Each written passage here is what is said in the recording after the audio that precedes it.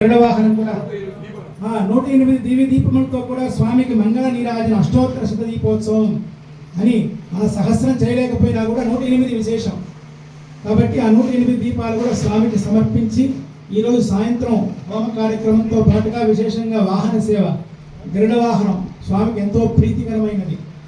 ఎన్ని దూరం 100 ఆమడల దూరం ఉన్నా గరుడ వాహనం సేవించాలని చెప్పి శాస్త్రం. అటువంటి స్వామిని మనం గరుడ వాహనం మీద ఇక్కడ సేవించి తర్వాత ఈ దీపోత్సవంలో కూడా పాల్గొనాలి. ఎందుకంటే దీపాన్ని సేవించినందువల్ల దీపాలు వెలిగించినందువల్ల మనకి నేత్ర దోషాలు పోతాయి. మహాభారతంలో భీష్ముడు చెప్తాడు ఏ ఏ దానములు చేసినందువల్ల ఏ ఏ ఫలితములు కలుగుతాయని. గొడుగులు నల్ల గొడుగు దానం చేస్తారు. గొడుగు దానం చేస్తే యమలోకంలో వైతరిణి నది దాటుతారంట చనిపోయిన తర్వాత. ఆ నది దాటేటప్పుడు వాడికి ఏ బాధ లేకుండా గొడుగు దానం చేసిన వాడికి తీసుకుపోతారు. నేత్రదానం కళ్ళకి సంబంధించి ఈ కంటి దోషాలు ఏదైనా ఉంటే ఈ నేత్ర సమస్యలు పోవడానికి మనకి దీపదానం వల్ల నేత్ర దోషములు పోతాయి. నేత్రదానం అంటారు కదా, దానితో సమానమైన దీపదానం. ఎవరికైనా కళ్ళు లేదండి కళ్ళు ఇచ్చారు అని సహజంగా చెప్తుంటారు కదా, ఎంత పుణ్యం అదంతా. కన్నప్ప కాళహస్తీశ్వరుడు కరుణే సమర్పించాడు, ఎన్నో చరిత్రలు చూస్తుంటాం మనం. అట్లా నేత్రములు బాగుండాలి అంటే మనకి జన్మజన్మలకి భగవదాలయంలో దీపం వెలిగించాలి. దీపదానం కార్తీక మాసంలో చేయాలి, లేదా ఏ మంచి మాసంలో శుభయజ్ఞాలు జరిగేటప్పుడు కూడా దీపాన్ని స్వామికి సమర్పించవచ్చు. అది వస్త్రదానం ఎందుకు పెట్టారంటే వస్త్రదానం వల్ల ఆయుర్వృద్ధి, మనకు ఆయుష్ పెరగాలి అంటే వస్త్రదానం చేయాలి. ధూపద్రవ్యములు యజ్ఞానికి ఇస్తున్నాం, అవన్నీ ఇచ్చామనుకోండి ధూపద్రవ్యాల వల్ల సదా ఆరోగ్యం.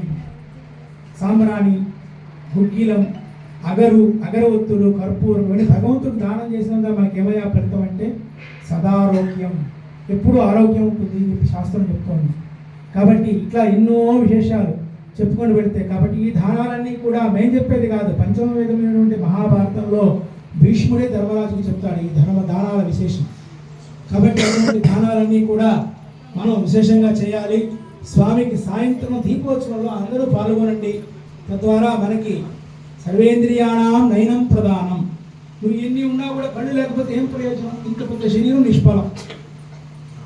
నీ కళ్ళు ఉంటాయి కదా, మన కాళ్ళు అనే తర్వాత ముందు నేత్రం ఉంటే ఏమిటి, ఈ ప్రపంచం ఏమిటి, ప్రకృతి ఏమిటి, ఇందులో జరిగే విషయాలు ఏమిటి తెలుస్తాయి. ఆ కంటికి ఏదైనా బలం తగ్గింది అనుకోండి మనం ఎవరు ఏం చేయలేం కదా, బతికినా ప్రయోజనం లేదు. కాబట్టి ఇంద్రియములలోకెల్లా నయనం ప్రధానం, కన్నే ప్రధానమైనది. అటువంటి కంటి దోషములు పోగడానికి ఏం కంటికి బాధ రాకూడదనే మనం ఇంట్లో కూడా దీపాలు వెలిగిస్తాం. రోజు పూజా మందిరంలో కానీ ఆలయంలో కానీ కార్తీక మాసంలో కానీ మనకి ఎన్నో వ్రతాలు చెప్పినా దీపోత్సవాలు చెప్పినా కారణభూతం అదే. కాబట్టి మీరందరూ కూడా సాయంత్రం వచ్చి ఈ దీపోత్సవ కార్యక్రమంలో కూడా పాల్గొనండి. గరుడ వాహన మూర్తి అయినటువంటి గరుడారూఢుడైనటువంటి ఆ జగత్పతి శ్రీయపతి లక్ష్మీనారాయణని సేవించి అందరం కూడా తరిద్దాం. ఇప్పుడు కార్యక్రమానికి ముందుకు పెడదాం. ఓం మమాగ్నే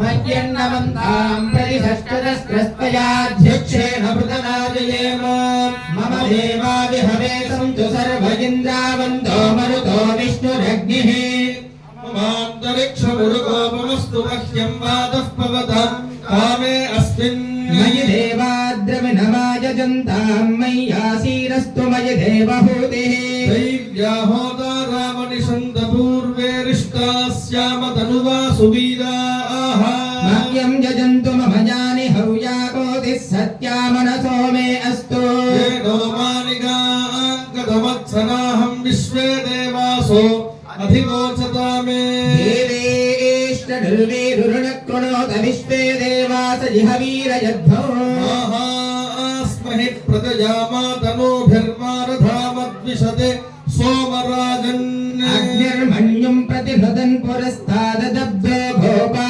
పరిపాహి నస్తో సత్యంసోయంతు నిగుదః పునస్తే మైషాన్ చిత్తం ప్రభుధా వినేశతే ధాతా ధాతృణాం భువనస్య జస్పతిర్దేవగుం సవితారమభిమాతి చాహం ఇమై యజ్ఞమశ్వినోభా బృహస్పతిర్దేవాః పాన్ తద్వయ